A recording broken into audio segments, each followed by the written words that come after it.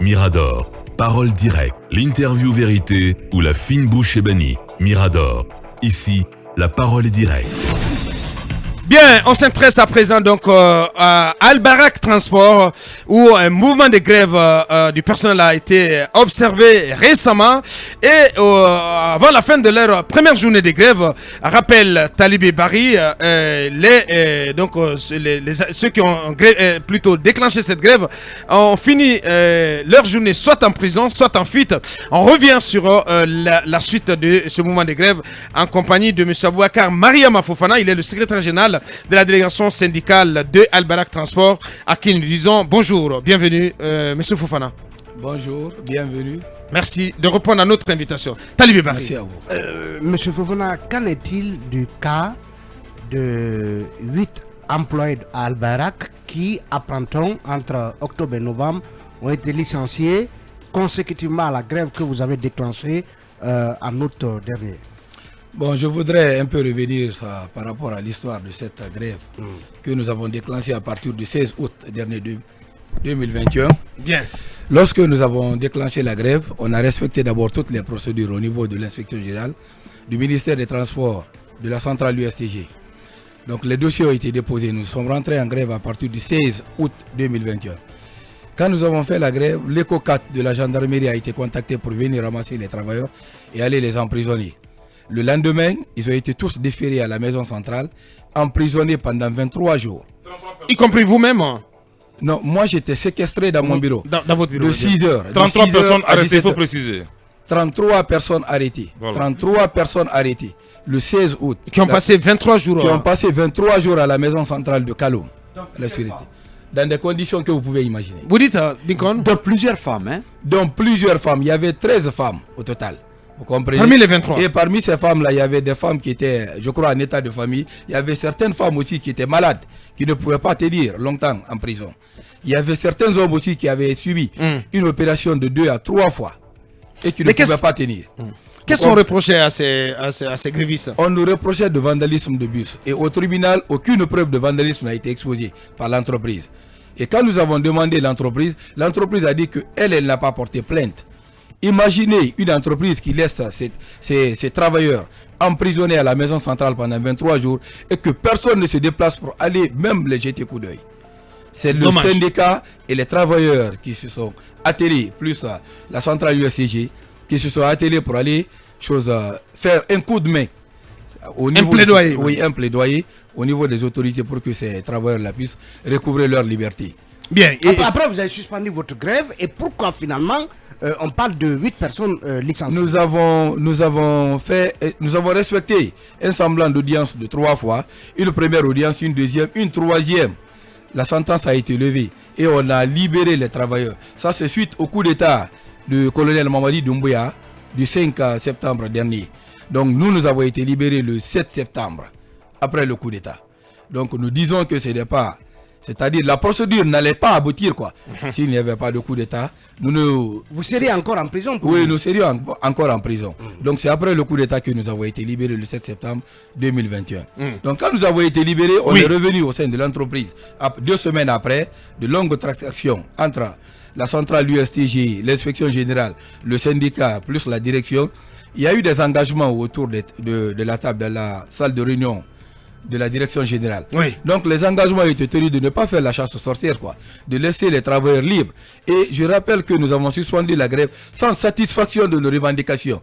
Parce que nous voulons travailler. Aucune revendication? Aucune revendication n'a été satisfaite. Et c'est quoi les principales revendications? Les principales revendications sont, depuis la création de cette entreprise, le 1er août 2018, aucun contrat, personne n'a le contrat de travail. Incroyable. Aucun travailleur n'a son contrat de travail. Vous êtes combien de travailleurs? Nous sommes au nombre de 460. Vu les licenciements massifs, donc nous sommes aujourd'hui à 401 travailleurs. Vous comprenez? Donc, et pas le moindre contrat. On n'est pas immatriculé aussi à la Caisse nationale de sécurité. Il n'y a pas de protection individuelle des travailleurs. Nous travaillons au risque, nous sommes exposés dans les bus. Pendant la maladie de Covid-19, et jusqu'à présent nous le vivons, les travailleurs là sont dans le bus, ils circulent. Pas de bavette ni rien. Ils ne sont pas protégés quoi. Donc tout le monde est exposé dans le bus. Comprenez? Donc au retour, la direction générale a créé une équipe choc qui est sortie contre les travailleurs grévistes pour les licencier. L'équipe choc, c'était des gens qui roulaient autour du chef adjoint des opérations. Vous comprenez? Donc l'équipe là n'a pas participé à la grève. Un Guinéen, n'est-ce pas, ce chef adjoint? Ce chef adjoint des opérations, c'est un Guinéen, très malheureusement, qui est contre les Guinéens dans leur propre pays. Comment il s'appelle? Vous comprenez? C'est M. Habib Souma. C'est le chef adjoint des opérations. C'est lui qui est à la tête du service contrôle fraude. Donc c'est lui qui a créé l'équipe choc de contrôle fraude au nombre de 15. On avait 65 bus au départ. Il y avait 5 contrôleurs fraude. Aujourd'hui, on n'a même pas 25 bus qui sortent sur le réseau. Au retour des grévistes, on crée cette équipe choc-là qui est sortie contre les grévistes pour les licencier. Moindre erreur, on fait un rapport contre toi, on te licencie. Bien. Au niveau du pointage aussi, oui, vous dites, oui. Au niveau du pointage, moi je suis régulateur à la base. Au niveau du pointage, je suis le deuxième régulateur à être recruté là-bas. Mais quand, au retour de la grève, on a pris 3 régulateurs pour les fixer au niveau du service pointage. Maintenant, pour constater le retard et les absences des travailleurs, alors que les heures supplémentaires ne sont pas prises en compte. Vous comprenez? Bien. Donc tout ça là pour nous coincer, nous pousser jusqu'au mur, jusqu'à ce qu'on nous dise. Ils ont un fichier de grévistes. Donc à date, 8 personnes, 8 travailleurs ont été licenciés. À date, 8 travailleurs ont été licenciés. Dans des conditions. Oui, y compris vous-même. Oui. Le secrétaire général. Donc à date, vous êtes licencié de J'ai été licencié le 23 novembre 2021. Vous comprenez? Extraordinaire. On a appris que vous avez rencontré le ministre des Transports. Qu'est-ce qu'il a dit? Mais monsieur Yasso. J'ai eu la chance de rencontrer le ministre des Transports pour la première fois. Il a dit qu'il n'y aura pas de licenciement. J'étais là-bas ce jour-là pour défendre mes travailleurs. Il a dit à l'inspection générale, il a appelé en séance tenante, le téléphone était sur haut-parleur. Il dit, il faut dire à Al-Bayrak d'arrêter les licenciements, de ne pas licencier les travailleurs grévistes.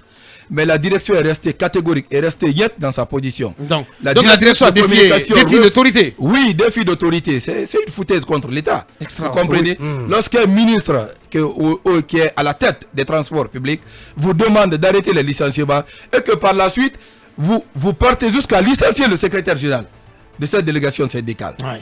C'est assez osé. Hein. C'est assez osé. Ouais. Donc c'est ce qui nous inquiète. Mais autre information, hein, on apprend que pendant la grève, ceux qui sont venus remplacer les travailleurs étaient mieux traités que les travailleurs. Vous confirmez? Oui, justement. Et si c'est le cas, comment expliquer en tout cas cette méthode? On vous refuse quelque chose, on donne ça aux gens qui viennent à votre place. C'est de la mauvaise volonté de la direction générale. Je confirme très bien cette information.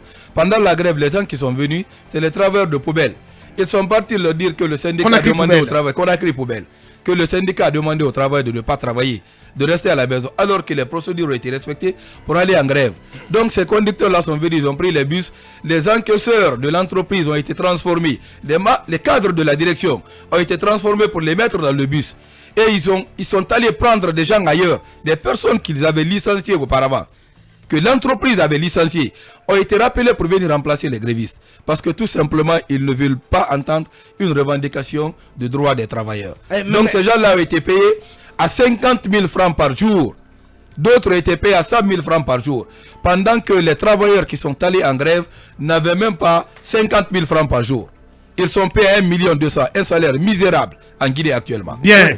Monsieur Aboubakar Mariama Fofana, secrétaire général de la section syndicale de Al-Bayrak Transport, notre invité.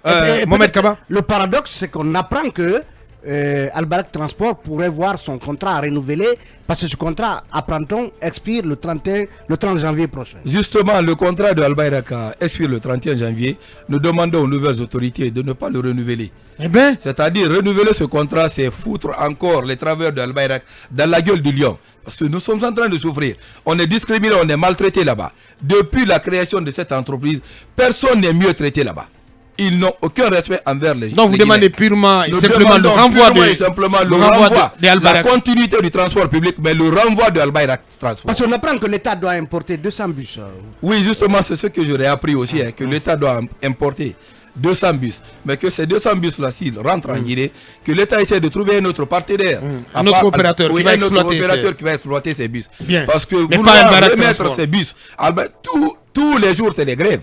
Conakry Poubelle, vous êtes informé, vous êtes journaliste. Bien. Conakry Poubelle, souvent en grève. Nous sommes en grève. Albor est en grève. Partout Al-Bayrak se trouve, il n'y a que des grèves. Mais apparemment, lorsqu'on va à Matoto, c'est pas un monstre quand même. Lorsqu'on va à Matoto dans la grande course, ça semble le beurre. On vous trouve tout joyeux, tout heureux auprès des bus. Maintenant, la question que je vais poser, quelle est la recette journalière d'un bus? Et combien de bus La Aujourd'hui- recette, lorsque vous travaillez par jour, la recette c'est combien?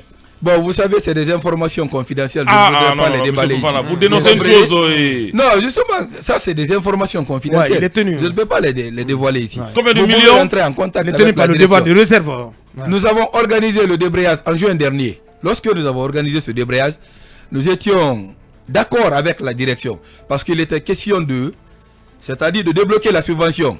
Aucun travail n'a été arrêté. Nous étions tous dans la cour là-bas. Les militaires ne sont pas venus. On n'était pas inquiets, quoi. Donc, l'État a déboursé des milliards pour ça. Je ne connais pas le chiffre exact, vous comprenez, mais c'est des milliards qui ont été déboursés. Oh, le conseiller principal du ministère des Transports m'a fait comprendre qu'ils ont payé 5 mois d'arriéré d'abord. L'État devrait payer 19 mois seulement. Ouais. Vous comprenez?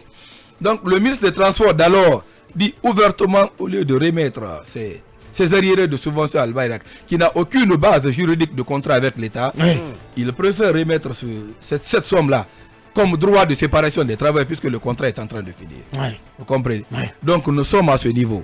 Al-Bayrak ne peut pas continuer le transport public. C'est des businessmen, ils sont au sein de l'entreprise pour faire le commerce. Lorsque l'argent de la subvention a été débloqué, ils ont envoyé 2 conteneurs 40 pieds dans la cour. On a les filmages avec nous. Oui. Nous avons filmé 2 conteneurs 40 pieds. De Un quoi? employeur qui se transforme en commerçant au sein d'une entreprise. Mais Des monsieur conteneurs de quoi? Des conteneurs de quoi? Les conteneurs de marchandises, les commerçants viennent chaque fois au dépôt là-bas Bien. pour prendre les marchandises en grossiste. en Et 30 aller les secondes, revendre à monsieur Madrid. Fofana, Bien. Oui. Janan, qui est la directrice de communication, Oui. a tout le temps clamé que vous n'avez jamais déposé un préavis de grève. J'ai tous les documents avec moi ici. Si vous voulez Elle après est directrice de l'émission- votre communication, ouais. Vous Elle la est connaissez directrice- très bien. Mais une directrice de communication n'est pas une menteuse. Elle doit dire la vérité quand même. Ouais. Donc moi j'ai tous les documents ami avec moi. Jaran. Demandez Oui, mon ami, l'inspection bien sûr. générale, demandez la centrale, Bien. demandez les cadres du ministère des Transports. Si la délégation syndicale n'a pas respecté toutes les procédures avant de partir en grève. Bien. Monsieur Aboubakar Mariama Fofana, secrétaire général de la section syndicale, licencié à date. Licencié à date, de la oui. section syndicale de Al-Barak Transport. Il nous reste 1 minute 30. Un appel à l'endroit des nouvelles autorités, et notamment à l'endroit du colonel Mamadi Doumbouya. Justement, je voudrais demander au colonel Mamadi Doumbouya c'est-à-dire de voir ce problème-là très sérieux, parce qu'il y a 400 et quelques travailleurs qui sont à l'intérieur d'une entreprise où les étrangers sont en train de les maltraiter. Les étrangers sont en train de Sans les faire discriminer. dans la xénophobie. Oui, hein. sans faire dans la xénophobie. Vous Bien. comprenez? Ouais. Donc je demande aux nouvelles autorités de prendre vraiment notre dossier à bras le corps et de voir le côté autre partenaire pour ne pas prendre encore une entreprise et aller mettre dans la gueule du lion. Parce que si Al-Bayrak continue, c'est foutre encore ces mêmes travailleurs dans la gueule du lion. Donc nous ne voulons plus la continuité de Al-Bayrak Transport. Nous ne voulons même pas entendre le mot Al-Bayrak. Ben. Nous voulons un autre partenaire. Si Al-Bayrak continue, c'est fini pour nous. Bien.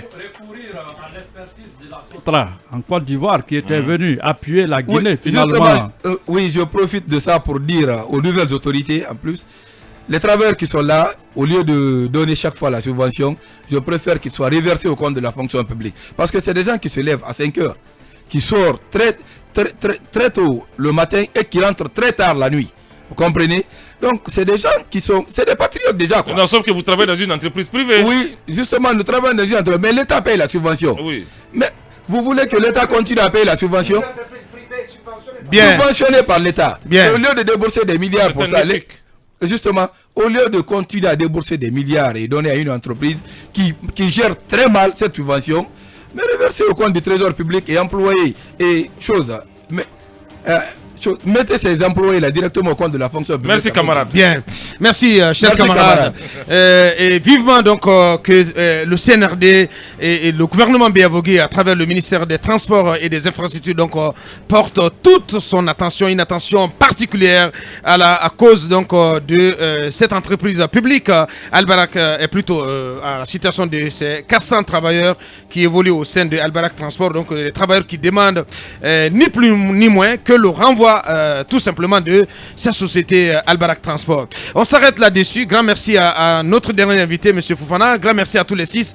On remet tous les compteurs à zéro demain à 8h sur Film FM.